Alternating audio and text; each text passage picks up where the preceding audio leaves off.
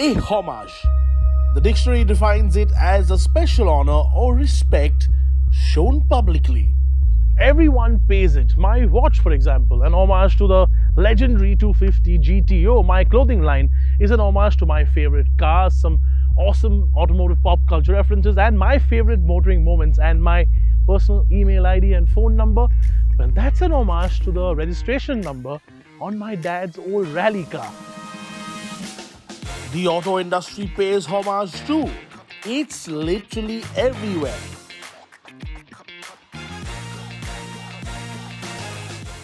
But is it always a good thing? Case in point, should Maruti Suzuki have named this, its new Creta rivaling SUV, the Grand Vitara? The older Grand Vitara was an SUV for the petrol head. It was ahead of its time. It looked like nothing else, and it had all that butch SUV-ness that particular era had. And it still today kicks ass as a rally car.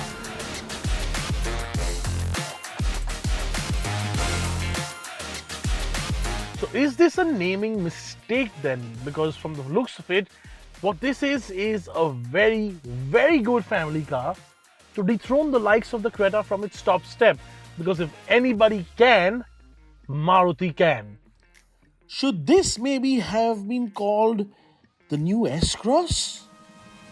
Okay, let's get one thing straight out of the way. If you're looking for something that's hard-hitting, balls to the wall in terms of performance, this probably isn't the best package for you. There are other SUVs in the same price point and as rivals to this, which offer that as a package much better. This as a package is meant for other things. And what a package it is. You want a manual? You've got it. You want an automatic? Sure. You want all-wheel drive? Done. You want to go green and have a hybrid? Sir, yes sir.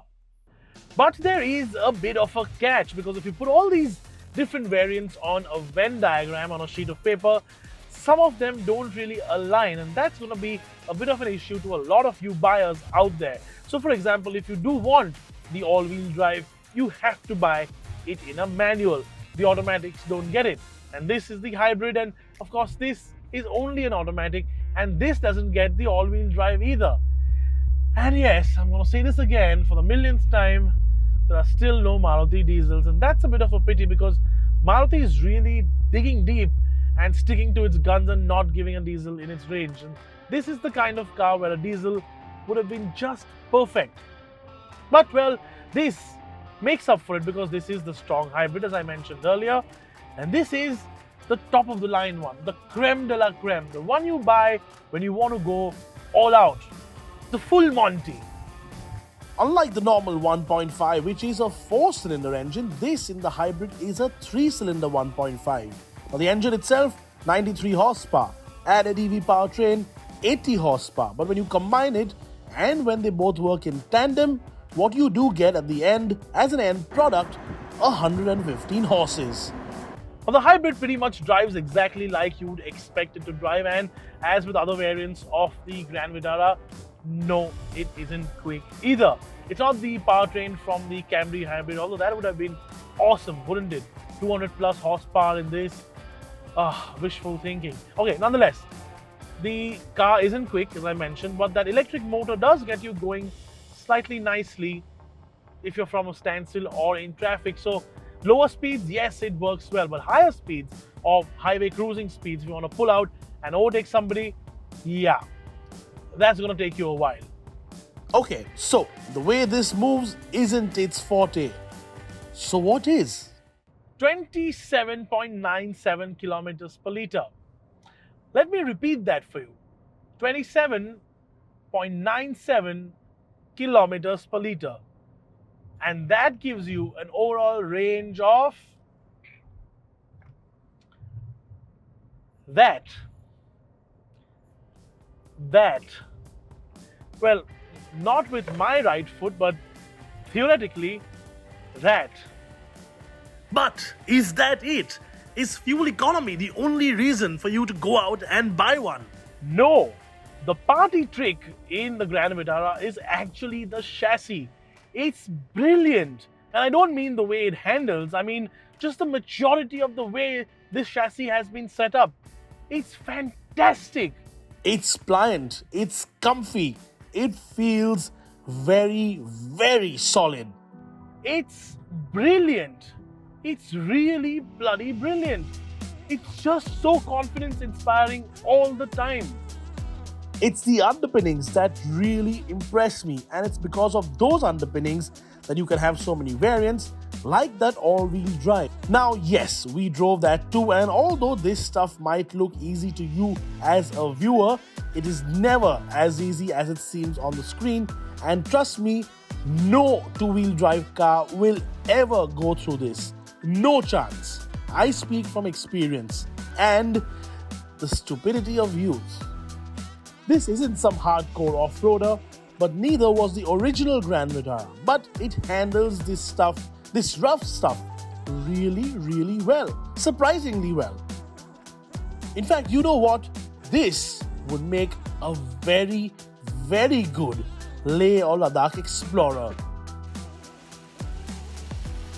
So what do we think about the way this looks? Now, it's not traditionally pretty in the pretty sense as an SUV, but still not a bad looking car, is it? Now, I have tried really hard to find parallels in design between this and the original Grand Vitara, and I even said in my first look video that I thought that some bits were inspired, but the more I spend time with this, the more I look at it in pictures, and of course the more I spend time with it in the metal, I think I was wrong. Because I think this and its sister car are both blank slate, fresh piece of paper designs, and you know what? I don't think it looks too bad. It's gonna grow on a lot of people. And that's not a bad thing, because not everything has to be homage driven. Now, this is the hybrid, and how do you differentiate it on the outside? Time to get a little nerdy. All these bits, all those cladding bits on the side, those are all gloss on the hybrid and only on the hybrid. So, if somebody claims, your friend claims that he's got top of the line version and it doesn't have all these gloss bits, call him out. And it's big. To put it into perspective, it's longer than the Creta, it's wider than the Creta, it's taller than the Creta, and I believe that makes this the largest car in its class. Of course, what that also equates to is much more space on the inside, especially for rear passengers, and a huge boot, unless of course you have the hybrid, which sadly means you have to give up a considerable amount of space. You might have to use a smaller horse's head to send somebody a message, or maybe a donkey. Feature-wise, you're going to pretty much get everything you'd really expect. So a big touchscreen with Apple CarPlay and Android Auto and connected car features, and you've got this gigantic panoramic sunroof. It actually does open almost all the way, and you've got the heads-up display, which is closed right now, and you've got the 360-degree parking camera, so it is well packed with all the equipment that you really need. The one thing though that I do have to crib about is the fact that only the hybrid gets the cool seats and not the other variants, which I think is a huge miss. And yes, the elephant in the room, safety. On paper, 6 airbags, but no ADAS features. Also a miss in my book. And since we are talking about safety, please, everyone, please, seatbelts, rear passengers, I'm talking to you guys here, please, it's for your own good. I thought I'd be conflicted about this car, but no, it's actually really, really easy to sum up. It's an absolute benchmark in some places. Ride quality, for example, and it feels well built and solid. By far, the best Suzuki we have ever had. Yes, it's grossly underpowered, and yes, some people are gonna snigger at a 20 lakh plus rupee Maruti. But if peace of mind is what you want in a car, this is it. Anyone who wants a phenomenal mode of transport from point A to point B will love it. And so will your parents. And if you're looking for a car, we're just going to be sitting in the back, I think we've made your buying decision for you.